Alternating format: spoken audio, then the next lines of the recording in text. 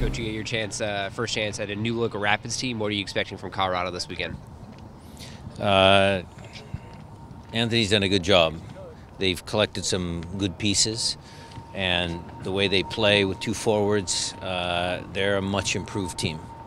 So we'll obviously, know on Saturday for sure, but what we've seen on film, much improved squad.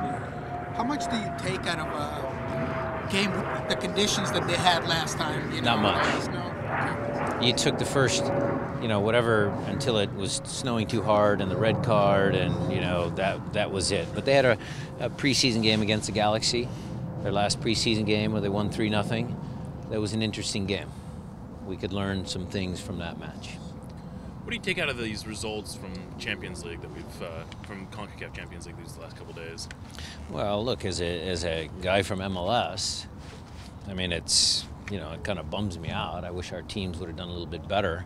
I heard about the travel difficulties that Santos had traveling into New York Red Bull, and they persevered somehow with a massive win.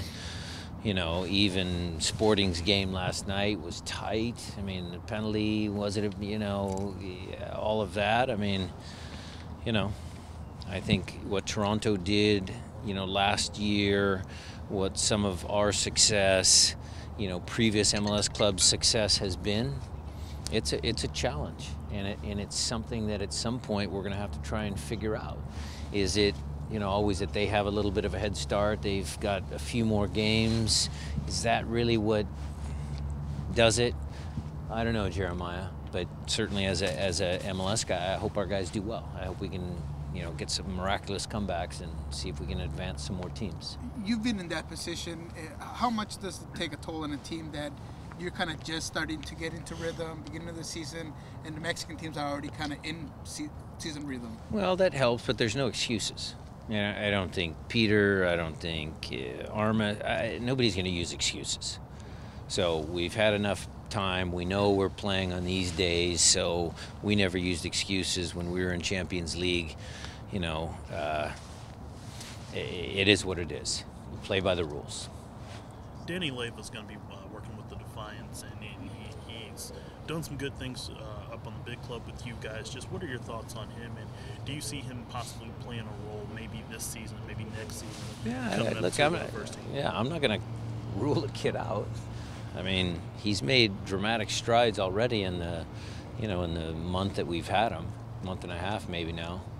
So, hopefully he plays well down for the Defiance. Their opener on Friday night's a big match, a big test for not just him, but the whole group. So we're excited that they're starting to play.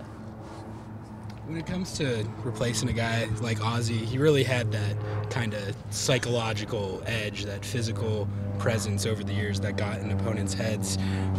With Ozzie, or with Christian and Gustav, I mean, do you talk to them about trying to replace any edge like that, or do they play the position just differently so you can let them do it their own way? Here's my take on things.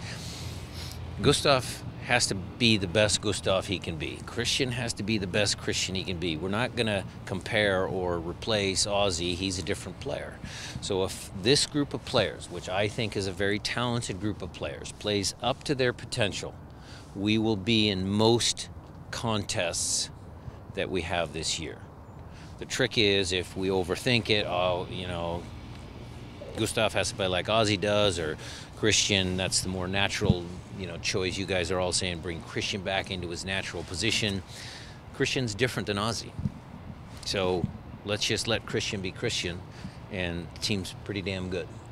Aside from their differing styles of play, are they being asked systematically to do anything different than they were when Ozzie was here? No, I mean, the only tweak that we've had is just, how do we play a little bit more effective when Gustav shifts and Christian's a little higher up the field and playing in the pockets. The second half of our game against Cincy, it was kind of the opposite. In that second half, when, they put us under a little bit of pressure, we had Christian drop next to Gustav, similar to what we did all last year with Ozzie and Gustav. And it worked great. We were able to, kind of steady the pace of the game, keep extended possession in their half of the field. And I think it works. So Christian and Gustav, Nico, they're all smart enough to kind of those in-game nuances, but we've certainly touched on different ways of playing in the pockets, getting the wingers in there, or Christian, Nico. It all depends on the sequence. Coach, you guys could go 2-0 with a victory here, and the first 2 games at home this year. Was there an added goal for you to get those first 2 matches at home, and then those first 2 wins? We are absolutely messaging internally, externally, that the new playoff format is different. And we're trying to collect points. I don't care if the second road game was in New York or here or in, it doesn't matter. We're trying to win every single game because every single game matters. Why can't this team be the best Seattle team ever? Coaches say this all the time. They say, okay, what do you want to do? What's the objective for the year? It's win MLS Cup, make the playoffs, win MLS Cup. I said that in preseason. But now let's challenge them and say, you know what? With a couple home games to start the year, a good schedule, let's get off to the right. Everybody's healthy. Why can't we lead from the front? Why not? Have you read Matt Pence's book yet? And do you have any reviews or notes on your portrayal? First 5 chapters. I'm waiting for chapter 7, I believe I mentioned in the book. So I'm going to fact check everything.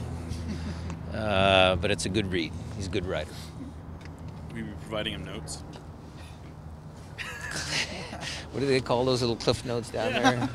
Yeah. Footnotes. I will review his book. I will let Sounder Hart know. Good.